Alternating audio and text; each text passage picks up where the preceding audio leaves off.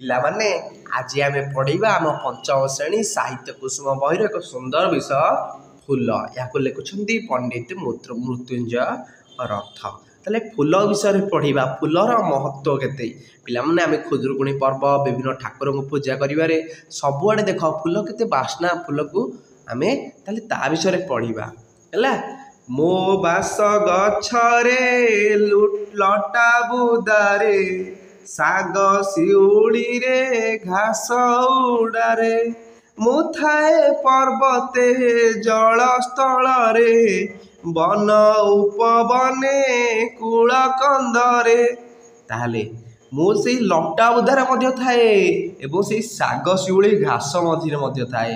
ମୁଁ ପର୍ବତ ଆଉ ଜଳରେ ମଧ୍ୟ ଥାଏ, ବନ ଉପବନେ ଜଙ୍ଗଲ ଏବଂ ହେଲା ସବୁଆଡ଼େ ମୁଁ ହିଁ ଥାଏ ହେଲା। ସେ କିଏ? ସେ ହେଉଛି ଫୁଲ। ସେ ସବୁ ଜାଗାରେ ହେଇପାରିବ। ମୁଁ ଥାଏ କୁଞ୍ଜରେ ମନ୍ଦିର ପାଶେ ସଞ୍ଜ ସକାଳରେ ମୁଁ ଫୁଟି ବାସେ। ମୋ ରୂପ ସୁନ୍ଦର କେତେ ନିର୍ମଳ ପତର ଉପରେ ଦିଶେ ସୁଢଳ। ତାହେଲେ ମୁଁ ଆଉ କୋଉଠି ଥାଏ? ମୁଁ ଥାଏ କୁଞ୍ଜରେ ମନ୍ଦିର ପାଶେ, ମନ୍ଦିର ପାଖରେ ମଧ୍ୟ ମୁଁ ଅଛି ଏବଂ ସଞ୍ଜ ସକାଳରେ ମୁଁ ହିଁ ଫୁଟିକି ବାସୁଥାଏ। ମୋ ରୂପର ସୁନ୍ଦରରେ ତମ ମନ କେତେ ନିର୍ମଳ, ମୋ ମନ ମୁଁ କେତେ ନିର୍ମଳ ପତର ଉପରେ ଦିଶେ ସୁଢଳ। ଦେଖ କେତେ ସୁନ୍ଦର, କେତେ ପ୍ରକାର ପିଲାମାନେ ଫୁଲ ଅଛନ୍ତି ଆମେ ତାକୁ ଗଣି ବି ପାରିବା ନାହିଁ। ଆମେ ମଧ୍ୟ କେତେ ପ୍ରଜାତି ଦେଖିନଥିବା, ଆଉ ବହୁତ ସୁନ୍ଦର ପ୍ରଜାତିର ଫୁଲ ଅଛନ୍ତି ହେଲା। ତାହେଲେ କି ଯୁବା ବାଳକ ଅବାସ୍ତବୀର ମୋତେ ଦେଖିଲାଟି ହନ୍ତି ଅଧୀର। ମୋତେ କେ ଗଳାରେ କେ ବା ମୁଣ୍ଡରେ ଥୁଅନ୍ତି ନଦଳି କେହି ପୟରେ। ତାହେଲେ ଯୁବକଟେ ହଉ କିମ୍ବା ବାଳକଟେ ହଉ ମୋତେ ଦେଖିଲା ମାନେ ତାଙ୍କ ମନ ହୁଏ ଅଧୀର, ବୁଝିହେଲା। ଆମ ମନ ଅଧୀର ହେଇଯାଏ କି ନାହିଁ? ଏବଂ ମୋତେ କିଏ ଗଳାରେ ପିନ୍ଧେ ତ କିଏ ମୁଣ୍ଡରେ ମଧ୍ୟ ପିନ୍ଧିଥାଏ ଏବଂ ନଦଳି ସମସ୍ତେ କ'ଣ ମୋତେ ଯତ୍ନରେ ରଖିଥାନ୍ତି।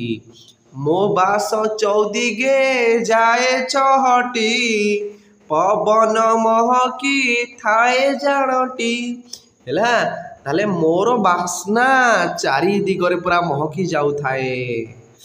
ବଣା ହୋଇ ଧାଇ ଆସେ ଭଁର ଆଦରନ୍ତି ପଶୁ ପକ୍ଷୀ ସକଳ। ଆଉ କ'ଣ ଭଁର ଯୋଉଠି ଥିଲେ ବି ମୋ ପାଖକୁ ସେ ଦୌଡ଼ିକି ପଳେଇ ଆସେ ଏବଂ ପଶୁ ପକ୍ଷୀ ମଧ୍ୟ ମୋତେ ଆଦରକୁ କରିକି ମୋ ପାଖକୁ ଆସନ୍ତି। ମୋ କାନ୍ତି ଦେଖିଲେ ଯୋଗୀଙ୍କ ଶାନ୍ତି, ମୋ ଦେହେ ଦେବତା ସେ ଦେଖୁଥାନ୍ତି।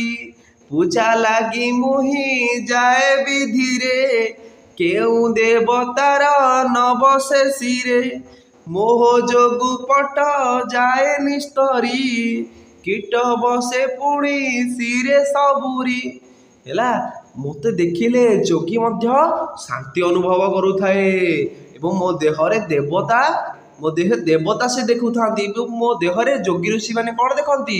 ଦେବତା ଦେଖନ୍ତି, ମାନେ ଦେବତାଙ୍କୁ ପୂଜା କରୁଥାନ୍ତି। ତାହେଲେ ମୋ ଦେହରେ ହିଁ ସେ ଫୁଲଟାକୁ ମୁଣ୍ଡିଆ ମାରନ୍ତି ନା, ତାହେଲେ ମୋ ଦେହରେ ହିଁ ସେ ଦେବତା ଦେଖନ୍ତି ହେଲା। ମୋ ପୂଜା ଲାଗି ମୁଁ ସବୁ ଦେବତାଙ୍କ କ'ଣ ସବୁ ଦେବତାଙ୍କଠି ମୁଁ ପୂଜା ପାଏ। ମୁଁ ଏମିତି ଗୋଟେ ଫୁଲ।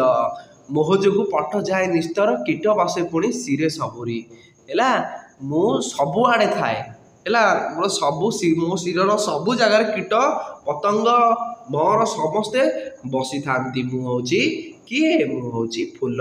ତାହେଲେ ଫୁଲକୁ ଆମେ ସବୁବେଳେ ଯତ୍ନରେ ରଖିବା, କେବେ ବାହାରେ ତାକୁ ଛିଡ଼େଇକି ପକେଇଦେବା ନାହିଁ, କାରଣ ଫୁଲ ସମସ୍ତଙ୍କର ଦରକାରରେ ଆସେ।